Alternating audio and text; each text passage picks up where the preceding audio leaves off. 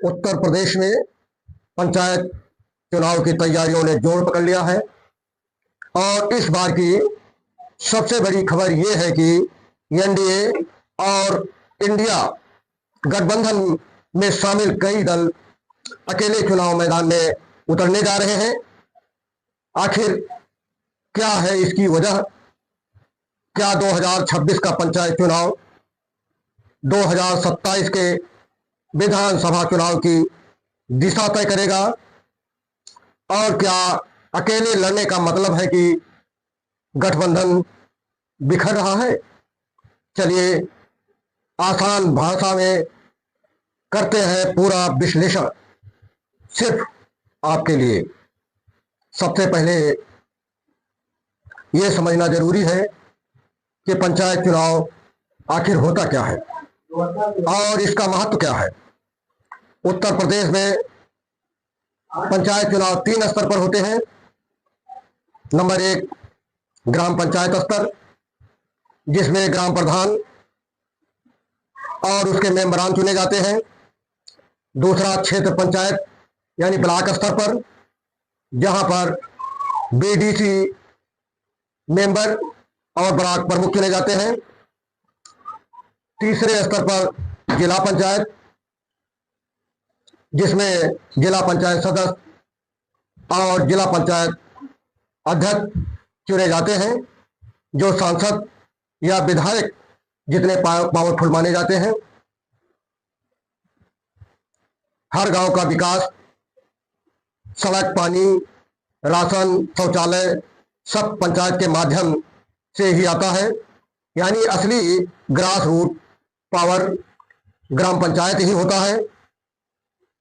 अब बात करते हैं एनडीए और इंडिया गठबंधन की, जो लोकसभा में आमने सामने थे, लेकिन पंचायत चुनाव में वो बिखरने की तैयारी कर रहे हैं।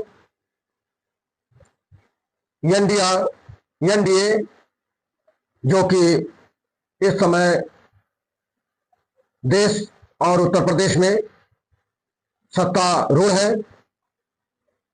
एनडीए में बीजेपी प्लस अपना दल प्लस निषाद पार्टी, सुभाषपा, आज दलों का यह गठबंधन है। वहीं इंडिया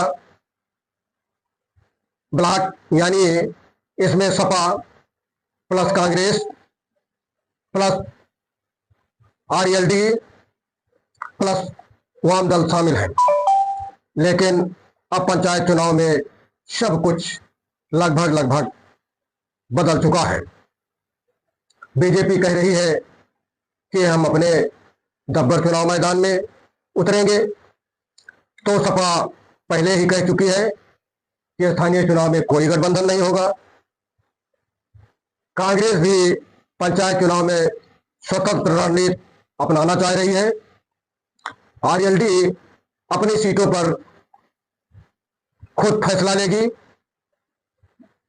बीएसपी शुरू से ही अलग रणनीति अपनाने के बारे में बयान देती रही है। सुभाषपा के ओम प्रकाश राजभर प्रदेश में खुद वो पंचायती राज मंत्री जरूर है, लेकिन वो भी अपने दल पर चुनाव लड़ने के बारे में कई बार कह चुके हैं। यानी सब एक दूसरे के सहयोगी रहे हैं, लेकिन पंचायत चुनाव में सब बन गए हैं प्रतिद्वंदी। तो सवाल यह उठता है कि आखिर जब लोकसभा चुनाव में साथ थे, तो पंचायत में क्यों अलग अलग? इसका जो कारण सामने आ रहा है, इसके 3 कारण हैं।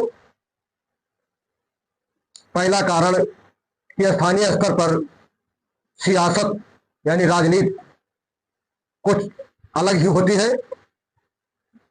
जिसके चलते ये लोग अपना अलग अलग ताल ठोक रहे हैं। हर गांव हर ब्लॉक की राजनीति अलग होती है, हर जिला पंचायत यानी जिला पंचायत क्षेत्र की राजनीति भी अलग होती है। पार्टी से ज्यादा उम्मीदवार मायने रखता है। दूसरा कारण है टिकट का बंटवारा मुश्किल हो जाता है, क्योंकि पंचायत चुनाव में एक अनार 100 बीमार की कहावत चरितार्थ होती है। ऐसे में सभी उम्मीदवारों को सिंबल मिल पाना बहुत मुश्किल काम होता है, क्योंकि एक गांव में एक सीट होती है, लेकिन दावेदार 5-5, यहाँ तक कि इनकी संख्या 10 तक पहुंच जाती है।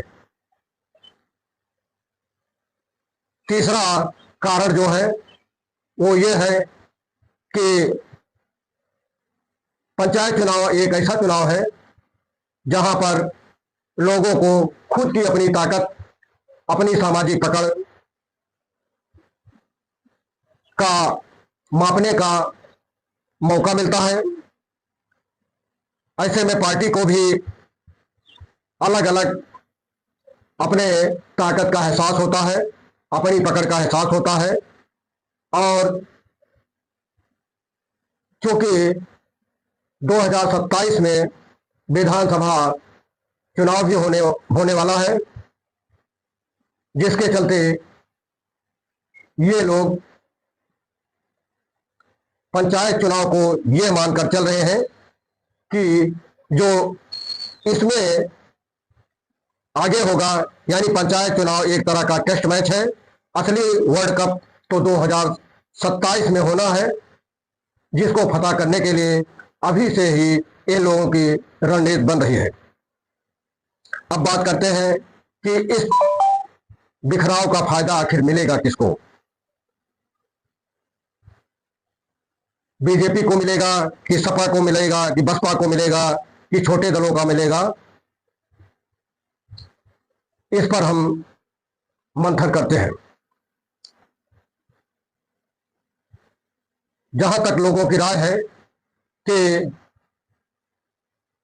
इसमें बीजेपी को सबसे ज्यादा फायदा मिलता दिख रहा है, क्योंकि मौके पर बीजेपी सत्ता में है और बीजेपी की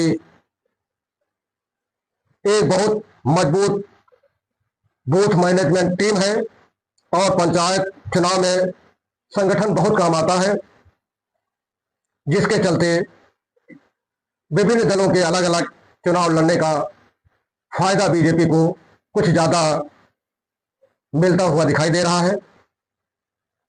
वहीं जानकारों की माने तो सपा को घाटा ही घाटा है। अगर आरएलडी और कांग्रेस जैसी छोटी पार्टियां भी अलग लड़ती हैं तो मुस्लिम और यादव वोट बंटने की पूरी तरह से संभावना दिखाई दे रही है। रही बात बीएसपी की, तो यह गेम चेंजर साबित हो सकती है।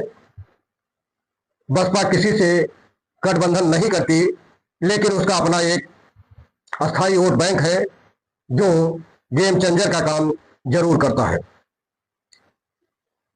और जहां तक छोटे दलों का सवाल है, जैसे आप AIMIM, शिवपाल यादव की पार्टी, सुभाषपा, निषाद पार्टी, तो इन पार्टियों को भी अगर ये अलग अलग लड़ते हैं तो अपने जातियों में पैठ बनाने का एक तो मौका मिलेगा, दूसरे इनके लिए टिकट का बंटवारा भी आसान होगा और पंचायत चुनाव में ये ज्यादा सीट हासिल करने के बाद आगामी विधानसभा चुनाव में गठबंधन में अपनी एक अलग हैसियत साबित कर सकते हैं और ज्यादा से ज्यादा लोगों के लिए टिकट मांग सकते हैं और इनको मिल भी सकता है।